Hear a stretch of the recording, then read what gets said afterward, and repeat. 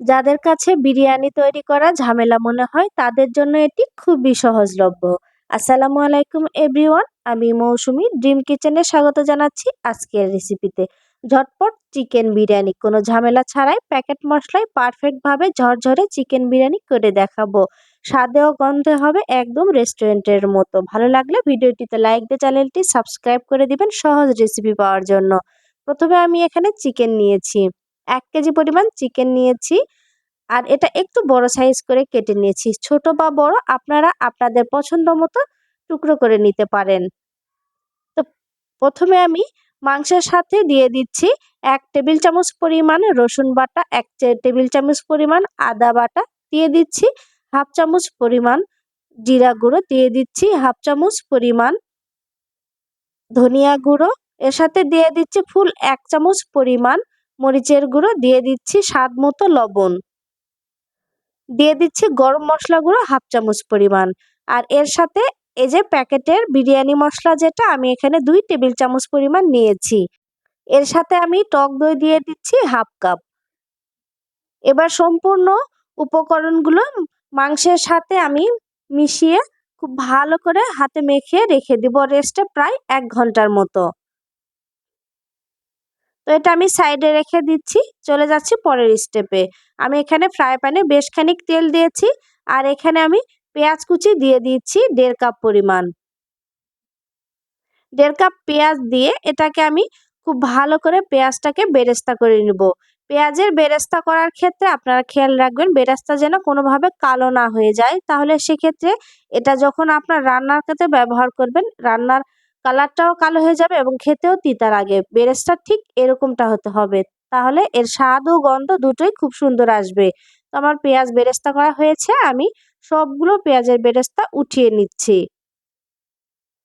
ওই একই তেলের মধ্যে এখানে টুকরো করে রাখা আলু একটু বড় সাইজ করে কেটেছি আর সাথে লবণ আর একটু মরিচের গুঁড়া দিয়ে আলুগুলোকে খুব ভালো করে ভেজে নিব। আলুটা অপশনাল, আপনারা চাইলে না দিতে পারেন। আলুটা ভাজা হয়েছে, আমি উঠিয়ে নিচ্ছি।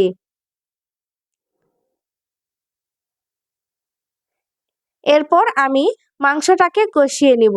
তার জন্য আমি আগে থেকে মেখে রাখা মাংস আর সাথে পেঁয়াজের বেরেস্তা এখানে দিয়ে দিয়েছি। সবগুলো বেরেস্তা নয়, একটুখানি রেখে দিয়েছি। আর এখানে নিয়েছি গোটা গরম মশলা, ছোট এলাচ নিয়েছি, কালো এলাচ আর দারচিনি এখানে দিয়ে দিলাম।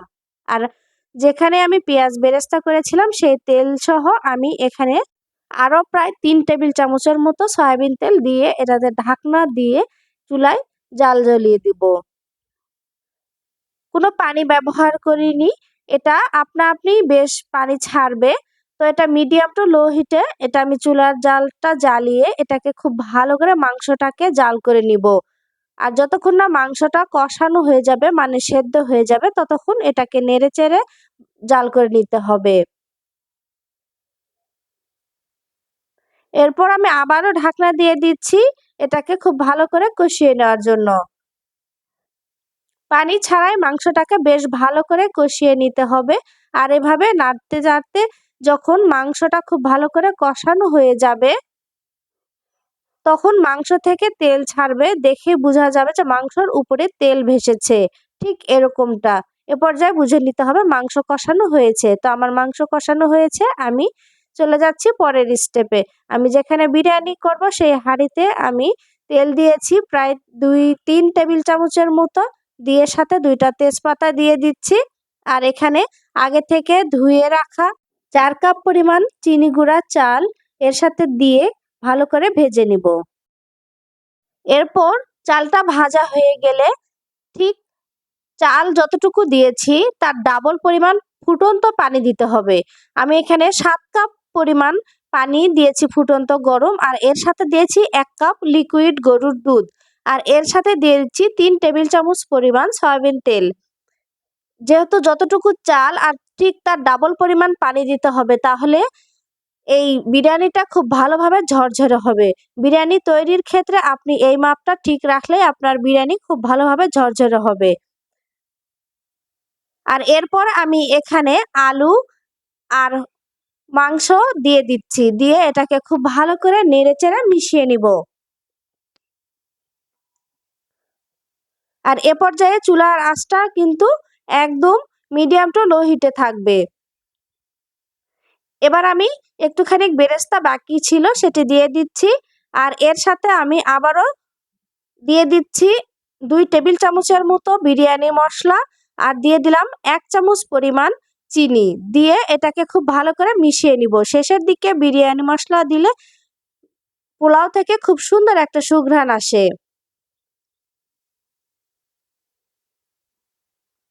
তো আমি এটাকে খুব ভালো করে নেড়েচেড়ে নিলাম। আর এ পর্যায়ে আমি এটা লবণ একটু চেক করে নিব, লবণটা ঠিক আছে কিনা। তো আমার বিরিয়ানির লবণটা একদম ঠিক আছে। আপনি এই পর্যায়ে লবণটা চেক করে যদি লবণের পরিমাণ আরেকটু লাগে দিয়ে দিতে পারেন। আর এবার আমি কয়েকটা গোটা কাঁচা মরিচ আর ঠিক 1 টেবিল চামচ পরিমাণ ঘি দিয়ে এটাকে খুব ভালো করে ঢাকনা দিয়ে আরো 10 মিনিট একদম লো হিটে রেখে দিব। 10 মিনিট পর আমি ঢাকনাটা উঠিয়েছি আর দেখুন এটা কত সুন্দরভাবে ঝরঝরে হয়েছে এবং চালগুলো খুব ভালোভাবে ফুটে গিয়েছে। আর খুবই সুন্দর বিরিয়ানির সুঘ্রাণ বেরিয়েছে। তো আমি এটাকে একটুখানি নেড়েচেড়ে দিলাম আর এর সাথে 4টা মুরগির ডিম দিয়ে দিচ্ছি। আমার বাসায় ছোট বাচ্চা আছে, ওরা সবসময় এরকম একটু বাহিরের মতো খাবার খেতে চায়, তাই আমি চিকেন বিরিয়ানির সাথে একটু ডিমটাও অ্যাড করেছি। ডিমটা অপশনাল, আপনারা চাইলে ডিম না দিতেও পারেন।